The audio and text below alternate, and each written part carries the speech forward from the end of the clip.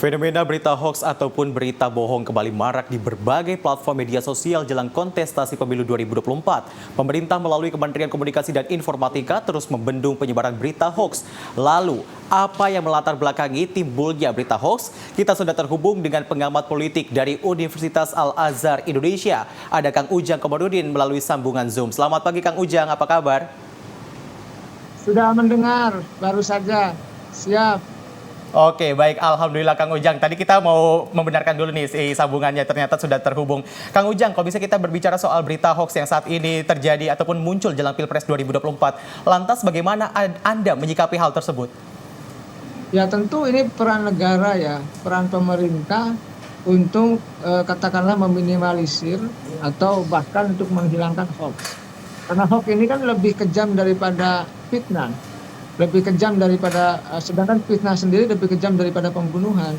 Jadi dengan hoax ini pihak-pihak tertentu atau orang-orang yang tidak bertanggung jawab itu akan membunuh karakter lawan politiknya. Misalkan ada tuduhan, ada penyebaran hoax terkait dengan sakitnya Pak Prabowo. Padahal kan tidak betul, tidak benar begitu. Itu kan berbahaya.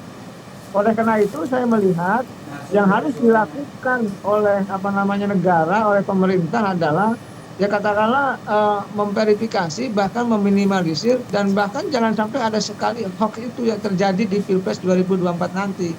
Hoax ini dalam politik sangat berbahaya dan bisa menghancurkan bangsa. Oleh karena itu ya selain dari peran pemerintah, peran negara, maka peran kita juga sebagai masyarakat menjadi penting. Bagaimana misalkan masyarakat jangan termakan oleh hoax. Bagaimana misalkan masyarakat ketika mendapatkan informasi harus mengklarifikasi, harus menyaring dulu. Karena dalam informasi saat ini kebenaran pun bisa menjadi relatif.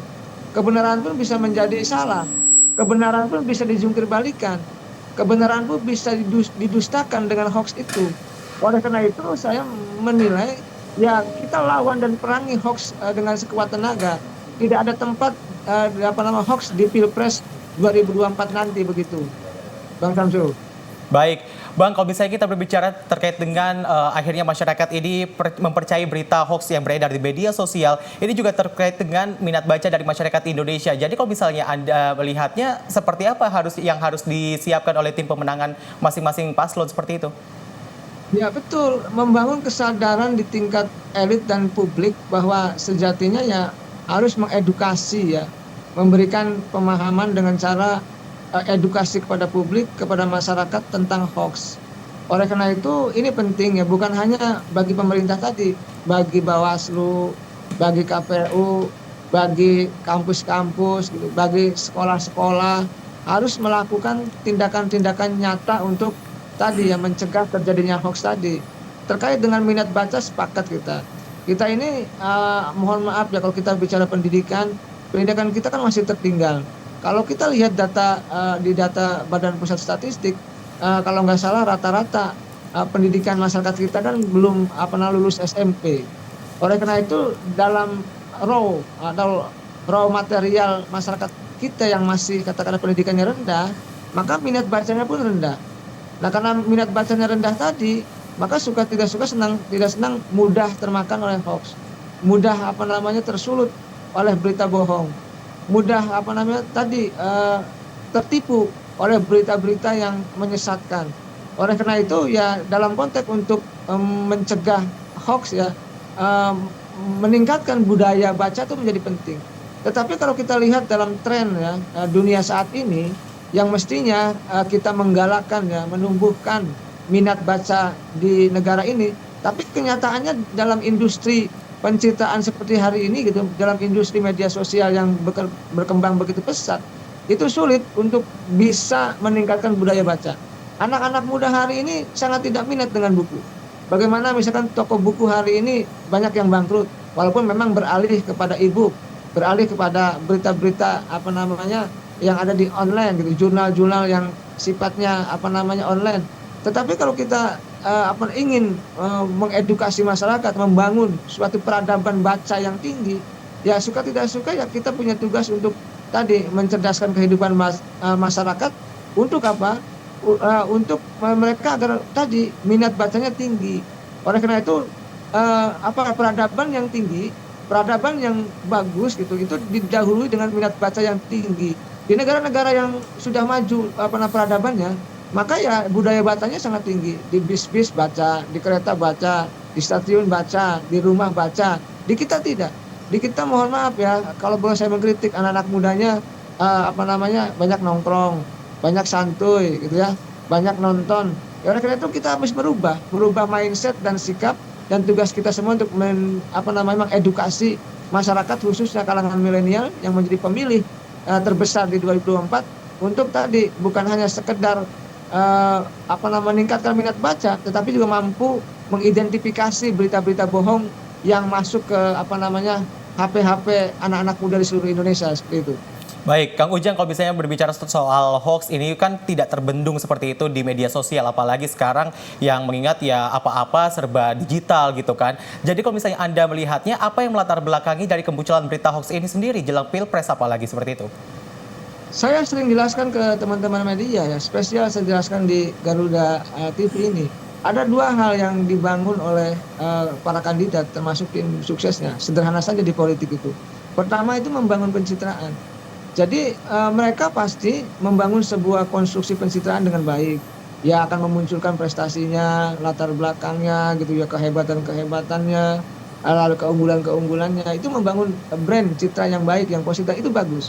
Itu dilakukan oleh para kandidat capres-cawapres, termasuk calon anggota legislatif, termasuk tim sukses mereka. Tetapi yang berbahaya ini yang kedua. Yang kedua ini membusuk-busuki lawan. Nah inilah yang membuat hoax ini makin merajalela, makin tumbuh. Bahkan bukan hanya diproduksi, tapi disebarkan dan bahkan di-maintain. Dan bahkan lagi yang lebih sadisnya adalah mereka yang menebar hoax itu dibiayai, dikelola. Saya pernah cerita ke teman-teman media dan saya ceritakan juga di Garuda TV ini bahwa saya punya teman ketua prodi ya, Kaprodi S2 di kampus ternama begitu. Ada mahasiswa S2-nya itu mengaku sebagai buzzer. Jadi mengaku sebagai buzzer, loh saya buzzer udah ditanya gitu karena mahasiswa komunikasi kan. Loh kenapa jadi buzzer? Ya karena memang katanya saya butuh biaya untuk kuliah. Saya di Jakarta kalau nggak seperti ini saya nggak bisa hidup. Nah dalam konteks ini kan ada sesuatu yang anomali ya. Di satu sisi bahwa mahasiswa terdidik kita gitu ya ingin berpendidikan bagus, baik gitu ya, teredukasi, tetapi kenyataannya tadi ada pihak-pihak tertentu, ada personal tertentu yang pendidikannya tinggi pun selevel S2 gitu, masih menjadi buzzer dan itu menjadi bagian tim yang katakanlah untuk membusuk-busuki lawan. Ya tim yang untuk suka tidak suka, senang tidak senang menyerang lawan dengan cara menyuburkan hoax tadi.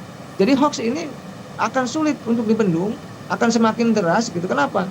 Karena diciptakan, diproduksi, dibayar, ya aktor-aktornya, influencernya, bahkan buzzer-buzzernya, termasuk di-maintain, dikelola. Ini yang menjadi persoalan. Oleh karena itu membangun kesadaran bersama itu menjadi penting, kesadaran di elit dan kesadaran di publik bahwa kita ingin Indonesia bersatu, bahwa kalau ingin bersatu ya tanpa hoax, kalau ingin beradab ya tanpa hoax, kalau ingin pemilunya damai, aman, menyejukkan ya tanpa hoax. Oleh karena itu ya tadi ya kita membangun kesadaran menjadi penting, tetapi harus juga take action, harus juga membangun selain kesadaran action bahwa elit-elit itu tidak melakukan pembusukan kepada lawan politik dengan menggunakan hoax-hoax yang memang sudah diproduksi bahkan di-maintain yang saya katakan tadi. Baik, Kang Ujang kalau misalnya berbicara hoax juga ini, jadi apa saja yang menjadi target berita hoax jelang Pilpres ini? Apakah emang sengaja untuk menjatuhkan lawan atau seperti apa pandangan Anda? Ya ada beberapa poin yang bisa kita lihat. Pertama, tentu yang paling sadis adalah ya untuk membunuh karakter lawan politik. Jadi pasti dihembuskan berita bohong, fitnah, dusta, tidak benar gitu. Kan itu membulak-balikan kebenaran, membulak-balikan fakta dan itu berbahaya. Karena begini, dalam era post-truth saat ini, kebenaran yang tidak diklarifikasi, kebenaran yang yang mohon maaf, informasi yang tidak benar gitu ya, yang itu terus dihembuskan dengan pola dan berskala besar, itu kalau tidak diklarifikasi, kalau dibiarkan itu akan menjadi sebuah kebenaran. Jadi hoax ini kalau terus dihembuskan kalau terus berjalan gitu ya, maka walaupun itu salah, walaupun itu berita bohong akan menjadi sebuah kebenaran.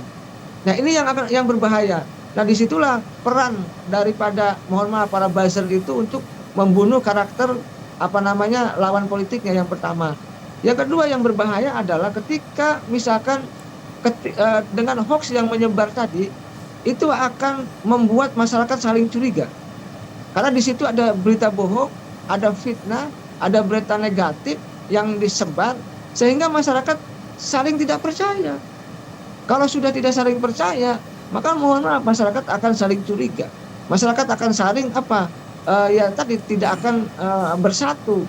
Oleh karena itu ini yang berbahaya dari hoax tadi. Elit bisa terpecah, masyarakat bisa terbelah, dan tentu bangsa juga bisa tidak bersatu. Oleh karena itu gerakan ya membangun kesadaran dan take action untuk melawan hoax itu menjadi sebuah keharusan ya, yang harus kita terus dengungkan, yang harus kita terus berikan pemahaman itu kepada publik, kepada masyarakat. Saya yakin 2 poin itulah ya paling tidak ya target-target hoax itu disebarkan di antara banyak faktor atau poin lainnya begitu.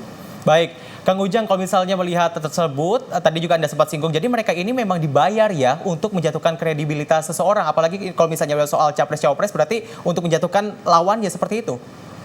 Kalau saya meyakini iya, nggak mungkin orang yang tidak punya kepentingan menebar hoax. Tidak mungkin orang-orang biasa itu menebar hoax. Buat apa kepentingannya? Yang justru menebar hoax adalah kalau menurut saya bagian daripada tim-tim itu.